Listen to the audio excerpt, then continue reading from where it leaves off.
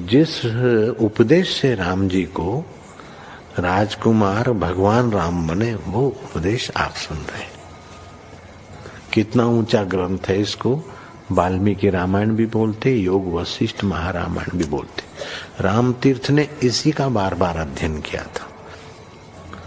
ये आप भी शांत हो जाएंगे परमात्मा में, और दूसरों को भी शांति देने की क्षमता देने वाला ये सदग्रंथ है। इसको वेदांत का सिद्धांत ग्रंथ बोलते हैं। दूसरे होते प्रक्रिया ग्रंथ।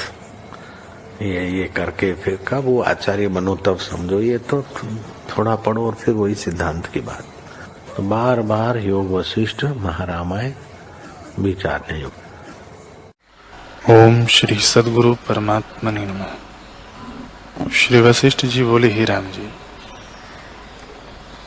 तुम मन को विवेक से वश करो, मन रूपी मणि को आत्मविचार शिला से खींचो, विराग जल से उज्जवल करो, अभ्यास रूपी छेद करके विवेक रूपी तागे से पिरोए कंठ में पहनो तो शोभा देती है। हे राम जी, जन्म रूपी वृक्ष को विवेक रूपी कुल्हाड़ा काट डालता है और मन रूपी शत्रु को विवेक रूपी मित्र नष्ट करता है और सदा शुभ कर्म कराता है और विषय के परिणामिक दुख को निकट नहीं आने देता। इससे मन को वश करना ही आनंद का कारण है। जब तक मन वश नहीं होता तब तक दुख देता है, और जब वश होता है तब सुखदायक होता है। हे राम जी, यह संसार महाभय का देने वाला है। अल्प विवेकवान पुरुष भी माया रूपी संसार में गिर पड़ते हैं। तुम और जीवों की नाई इसमें मत गिरो। यह संसार माया रूप है और अनेक अर्थों की जंजीर संयुक्त है। माया मोह रूपी कोहरे से जीव अंधे हो गए हैं। इससे तुम विवेक पद का आश्रय करके बोध से सत का अवलोकन करो और इंद्रियों से वैराग्य रूपी नौका में संसार समुद्र को तर जाओ। ओम श्री सद्गुरु परमात्मने नमः। श्री वशिष्ठ जी बोले, हे राम जी, मैं चिदाकाश रूप हूँ, न मेरे साथ कोई आकार है, न मैं कभी उपजा हूँ और न मैं कभी मृतक होता हूँ। मैं नित्य, शुद्ध, अजर, अमर, सदा अपने स्वभाव में स्थित हूँ। मैं अनेक विकारों में भी एक रस हूँ। जैसे स्वप्न में बड़े क्षोभ होते हैं तो भी जागृत शरीर को स्पर्श नहीं करते, क्योंकि उसमें कुछ हुए नहीं, आभास मात्र हैं। वैसे ही जगत की उत्पत्ति, प्रलय आदि क्षोभ में आत्मसत्ता को स्पर्श नहीं होता, अर्थात वह क्षोभ से रहित सदा अनुभव रूप है। जिस पुरुष ने ऐसे अनुभव को नहीं पहचाना कि जिससे सब कुछ सिद्ध होता है और उसे छिपाया है, वह महामूर्ख और आत्महंता है। वह महा आपदा के समुद्र में डूबेगा। जिसको अपने स्वरूप में अहम प्रत्यय हुआ है, उसको मानसी दुख कभी नहीं स्पर्श करता। जैसे पर्वत को चूहा नहीं चूर्ण कर सकता, वैसे ही उसको दुख नहीं स्पर्श करता। जिसको आत्मा में अहम प्रत्यय नहीं, उसको शांति नहीं प्राप्त होती। जैसे बवंडर में उड़ा हुआ तृण स्थिर नहीं होता, वैसे ही देह अभिमानी को कभी शांति नहीं प्राप्त होती। जो अपने शुद्ध स्वरूप को त्याग कर अपने को देह से मिला हुआ जानता है, वह क्या करता है? चिंतामणि को त्याग कर राख को अंगीकार करता है। ओम श्री सद्गुरु परमात्मने नमः। श्री वशिष्ठ जी बोले, हे राम जी, जिस पुरुष ने विवेक रूपी जाल से इनको बांधा है, उसको ये भोजन नहीं कर सकते। जैसे पाषाण के कमल को हाथी भोजन नहीं कर सकता। हे राम जी, ये भोग आपात रमणीय और अत्यंत वीरस हैं। जो पुरुष इनमें रमण करता है, वह नरक को प्राप्त होगा, और जो पुरुष ज्ञान के धन से संपन्न है और देह रूपी देश में रहता है, वह परम शोभा पाता है और आनंदवान होता है, क्योंकि बड़े ऐश्वर्य से उसने इंद्रिय रूपी शत्रु जीते हैं।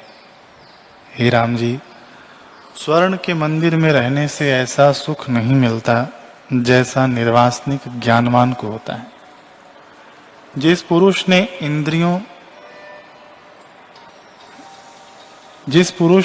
इंद्रियों को असत रूप जान शत्रुवत जीता है, वह परम शोभा से शोभता है। जैसे हिम ऋतु को जीत के वसंत ऋतु में मंजरी शोभती है। जिस पुरुष के चित्त का गर्व नष्ट हुआ है और जिसने इंद्रिय रूपी शत्रु जीते हैं, उसकी भोग वासना नष्ट हो जाती है, जैसे शीतकाल में पद्मिनियां नष्ट हो जाती हैं। हरि ओम।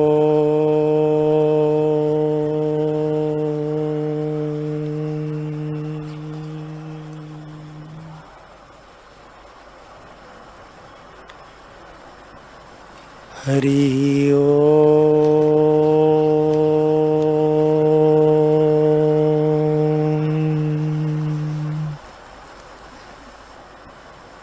हरि ओम।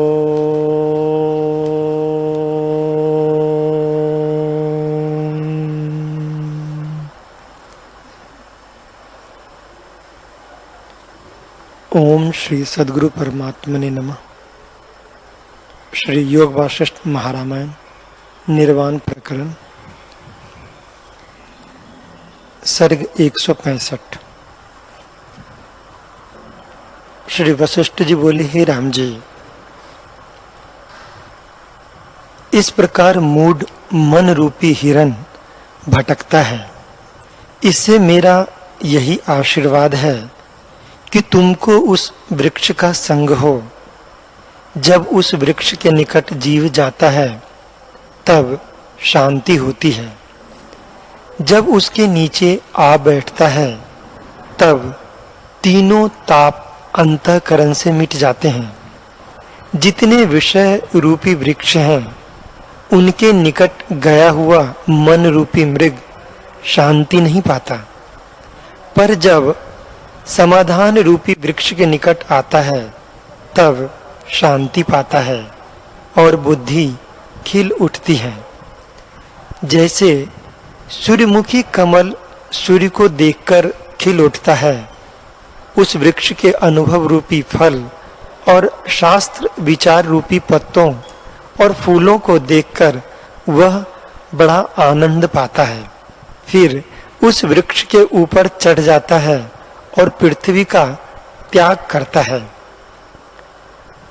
जैसे सर्प अपनी पुरानी केचुल को त्याग देता है और नूतन सुंदर शरीर से शोभित होता है, जब उस वृक्ष पर चढ़ता है तब गिरता नहीं, क्योंकि उसके पत्ते बहुत मजबूत होते हैं। उनके आश्रय से ठहरता है। समाधान रूपी वृक्ष के पत्ते सत शास्त्र हैं।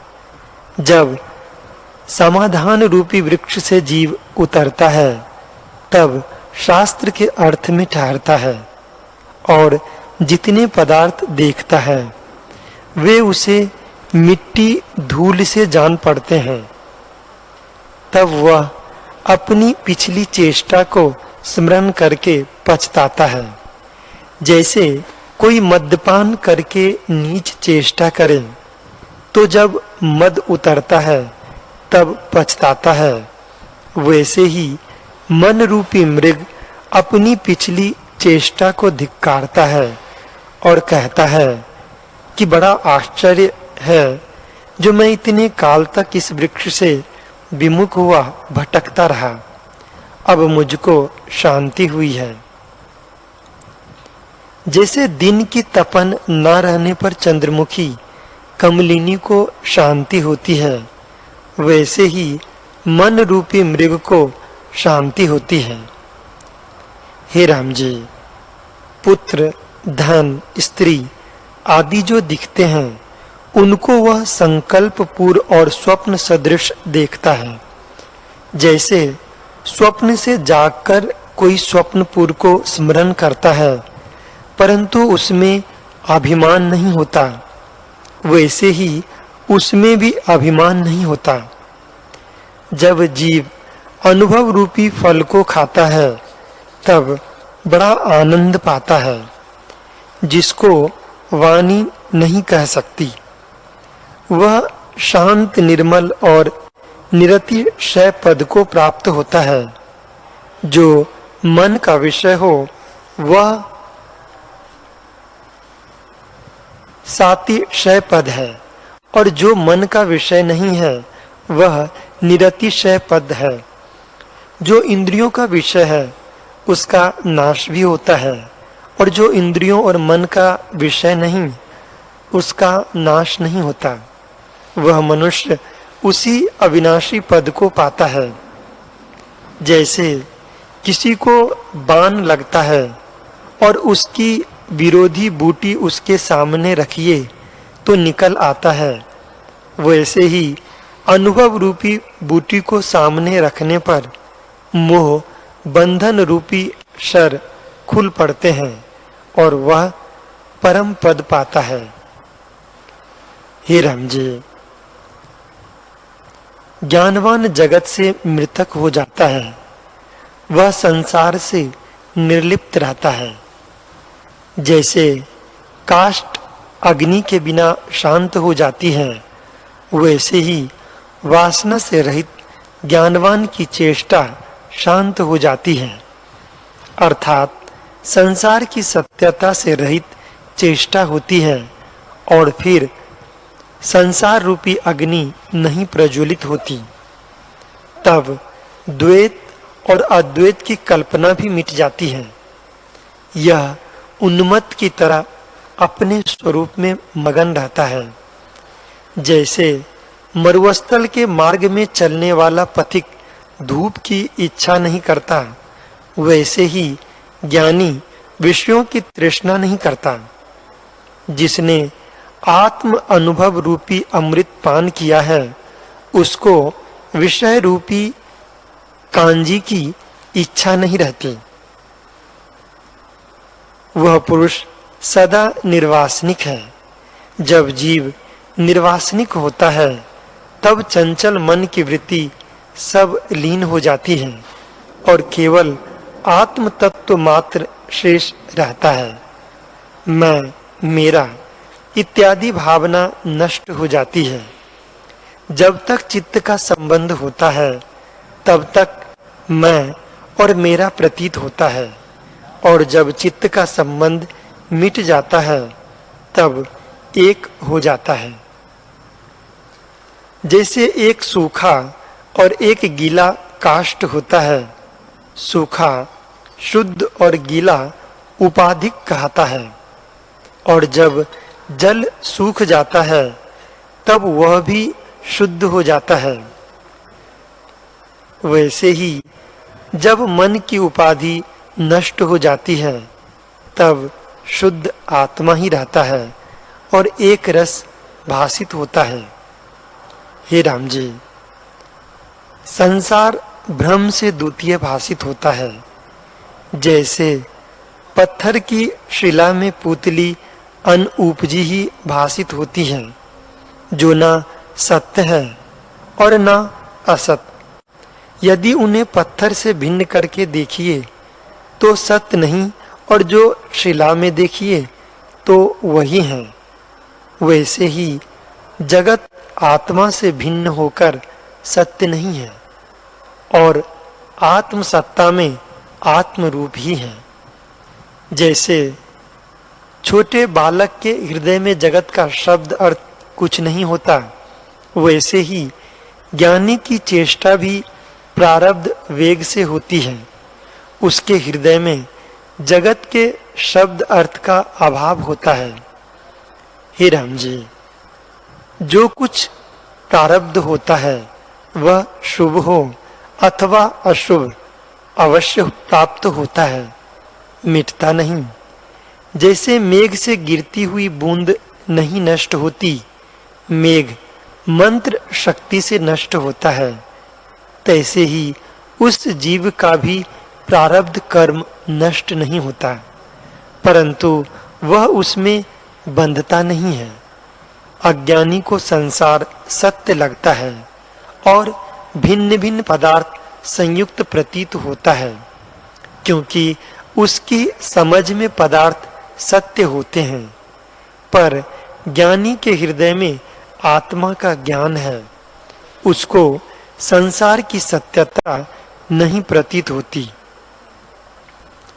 हे राम जी, यह जो समाधान रूपी वृक्ष मैंने तुमसे कहा है, उसकी विधि पूर्वक सेवा करने से अनुभव रूपी फल प्राप्त होता है, पर जो बोध से रहित होकर सेवन करता है तो अनेक यत्न से भी फल की प्राप्ति नहीं होती, क्योंकि उसे ऐसी भावना नहीं कि आत्मा शुद्ध और सत्यचित आनंद है। जिनको यह भावना प्राप्त होती है उनको भोगों की इच्छा नहीं रहती। जैसे किसी ने अमृत पान किया हो तो वह अमल और कटुक फल की चाह नहीं करता, वैसे ही ज्ञानी किसी पदार्थ की इच्छा नहीं करता। जैसे रुई के फाहे को अग्नि लगे और ऊपर से तीव्र पवन चले तो नहीं जाना जाता कि वह कहाँ जा गिरा, वैसे ही जगत रूपी रुई का फाहा ज्ञान अग्नि से दग्ध करके वैराग्य रूपी पवन से जब उड़ाया जाता है तब नहीं जाना जाता कि कहाँ जा गिरा। तब आकाश ही आकाश दिखता है और जगत सत्य नहीं प्रतीत होता, तो वह फिर तृष्णा किसकी करें? तब वह तृष्णा से रहित हो जाता है। हे राम जी, दुख का मूल तृष्णा है, तृष्णा ही से जीव भटकता है। जैसे जब तक पर्वतों के पंख थे तब तक वे उड़ते थे, पंख न रहने से अब नहीं उड़ते, गंभीर स्थित हैं। वैसे ही जब मन से वासना नष्ट होती है तब मन स्थिर हो जाता है। हे राम जी, वांछित देश को पथिक तब पहुंचता है जब एक देश का त्याग करता है, वैसे ही शुद्ध स्वरूप परमानंद अपना रूप आत्मा तब प्राप्त होता है जब धन, लोक, पुत्र, ऐष्णा आदि का त्याग करें। जब आत्मा की प्राप्ति होती है तब निर्विकल्प समाधि से शुद्ध चैतन्य का साक्षात्कार होता है, और जब समाधि से उसका साक्षात्कार होता है तब चेष्टा होने पर भी उसी में स्थित रहता है, परम निर्वाण पद को प्राप्त होता है। चित्त रूपी बेल दूर हो जाती है।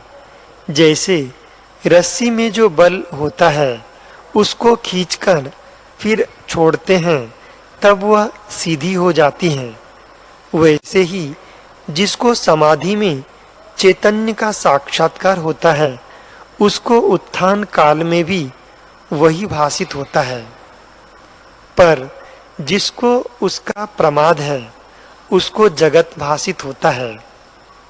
हे राम जी, वस्तु एक है परंतु उसमें दो दृष्टियां हैं।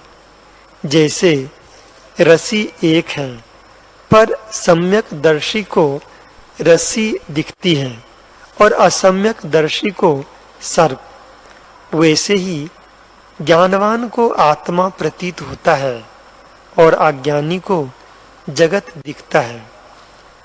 जिस पुरुष ने ज्ञान से जगत को असत्य नहीं जाना वह मानो चित्र की अग्नि है, उससे कोई कार्य सिद्ध नहीं होता। और जिसको स्वरूप की इच्छा है, जो तृष्णा के नाश का प्रयत्न करता है, जगत को मिथ्या विचारता है वह आत्म पद को प्राप्त होगा, उसकी तृष्णा भी निवृत्त हो जाएगी। हे राम जी, ज्ञानवान की तृष्णा स्वाभाविक मिट जाती है। जैसे सूर्य के उदय से अंधकार मिट जाता है, वैसे ही वस्तु की सत्ता पाकर उसकी तृष्णा नष्ट हो जाती है, वह परम पद में स्थित होता है। हे राम जी, जिसको दृश्य में निरसता है वह उत्तम पुरुष है, वह मनुष्य शरीर में ही ब्रह्म हो जाता है। उसको मेरा नमस्कार है, वह मेरा गुरु है। हे राम जी, जब जीव की बुद्धि विषय से विरक्त होती है तब कल्याण होता है।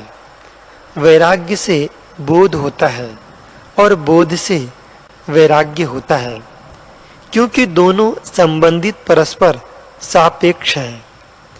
जब एक आता है तब दूसरा भी आता है। जब ये आते हैं तब तीनों ऐष्णाएं निवृत्त हो जाती हैं। जब तीनों ऐष्णाएं नष्ट होती हैं तब अमृत की प्राप्ति होती है। हे राम जी, संतों का संग और सत शास्त्रों का श्रवण करके स्वरूप का अभ्यास करो, इससे आत्मपद की प्राप्ति होती है। ये तीनों परस्पर सहकारी हैं।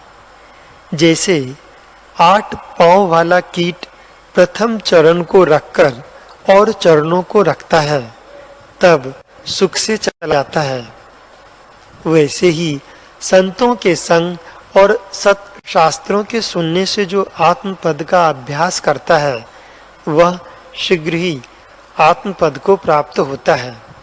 उसे जगत का अभाव हो जाता है। हे राम जी, जगत के भाव और अभाव को ज्ञानी जानता है। जैसे जागृत, स्वप्न और सुषुप्ति को तुर्यावस्था वाला जानता है, वैसे ही जगत के भाव अभाव को ज्ञानी जानता है। जैसे अग्नि में सूखा तृण डालो तो देख नहीं पड़ता, वैसे ही ज्ञानवान को जगत नहीं दिखता। हे राम जी, ज्ञानवान को सर्वदा समाधि है, कभी अहम का उत्थान नहीं होता। जब तक उस पद को प्राप्त न हो तब तक साधना में लगा रहें, और जब उस पद को प्राप्त हो तब फिर कोई यत्न करना बाकी नहीं रहता। हे राम जी, इस चित्त के 2 प्रवाह हैं, एक तो जगत की ओर जाता है और दूसरा स्वरूप की ओर। जो जगत की ओर जाता है वह औषाधिक है, और जो स्वरूप की ओर जाता है वह उपाधि को दूर करने वाला है। जैसे एक काष्ठ गीली और एक सूखी होती है। जो गीली है उसमें उपाधि जल है, वह फैल जाता है, और जब जल नष्ट हो जाता है तब वह शुद्ध होती है, फिर प्रफुल्लित नहीं होती। वैसे ही संसार की सत्यता से चित्त बढ़ता है, और जब संसार की वासना नष्ट होती है तब शुद्ध पद पाता है। हे राम जी, वाद भी 2 प्रकार के हैं। जो वाद किसी को दुख दे उसे मूर्ख करते हैं, और जो परस्पर मित्र भाव से तत्व का निरूपण करे वह वाद ज्ञानवान करते हैं। जो जैसा वाद करते हैं उन्हें उसका दृढ़ अभ्यास होता है, और वैसा ही रूप उनका हो जाता है। जो विवाद करते हैं उनका वही रूप हो जाता है, और जो मित्रता से स्वरूप का वाद करते हैं उनका वही रूप होता है। उस पद को पाकर परम शांति होती है। हे राम जी, जिस पुरुष ने समाधान रूपी वृक्ष के फल को जानकर खा लिया और उसको पचाया है, उसे परम स्थिति प्राप्त होती है। जैसे पंख टूटने से पर्वत यथास्थान स्थित हैं, वैसे ही तृष्णा रूपी पंख टूटने से जीव स्थिर होता है। हे राम जी, जब उसको फल प्राप्त होता है तब उसका चित्त भी आत्म रूप हो जाता है। जैसे दीपक का निर्वाण होता है तब जाना नहीं जाता कि वह कहाँ गया, वैसे ही आत्मपद के प्राप्त होने पर चित्त भिन्न होकर दिखाई नहीं देता। हे राम जी, जब तक वह अकृत्रिम आनंद नहीं प्राप्त हुआ और उस पद में विश्राम नहीं पाया, तब तक शांति नहीं प्राप्त होती।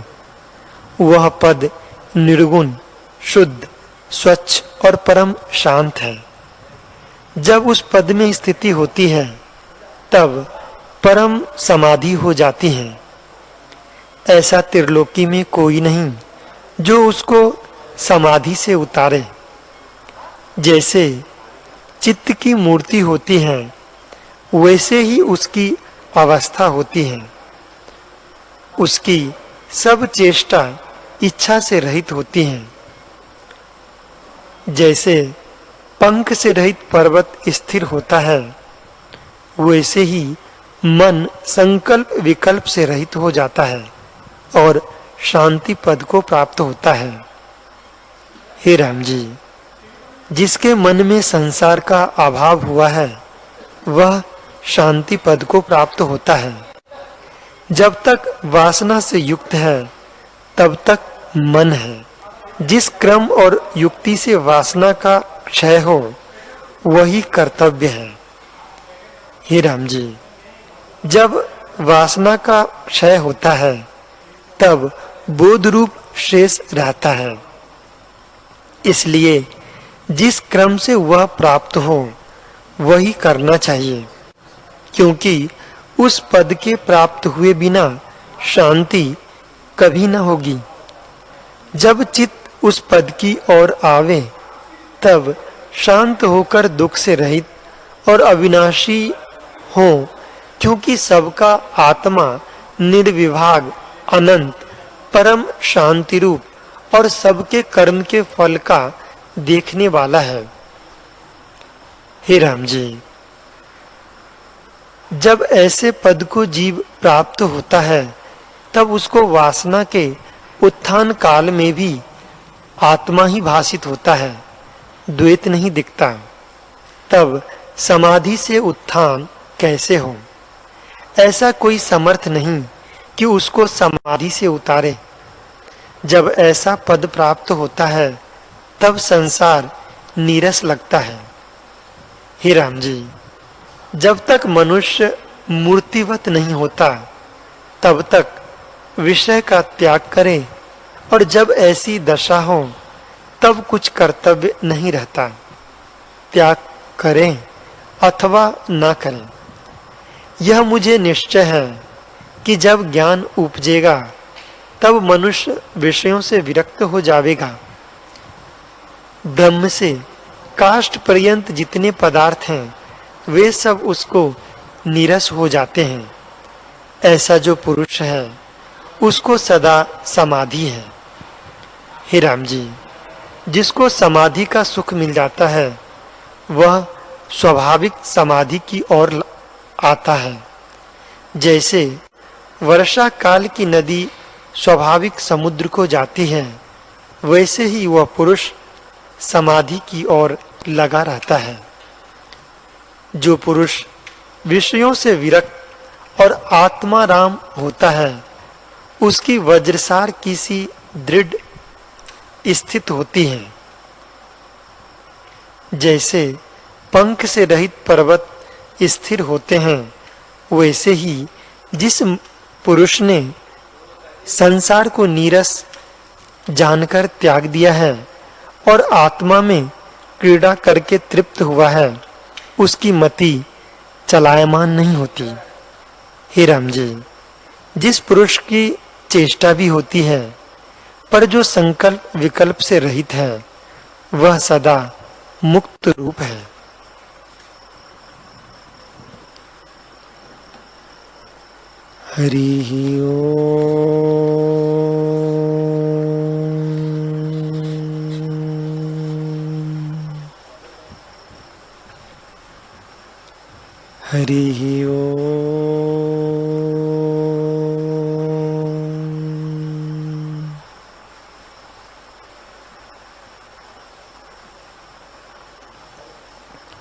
हरि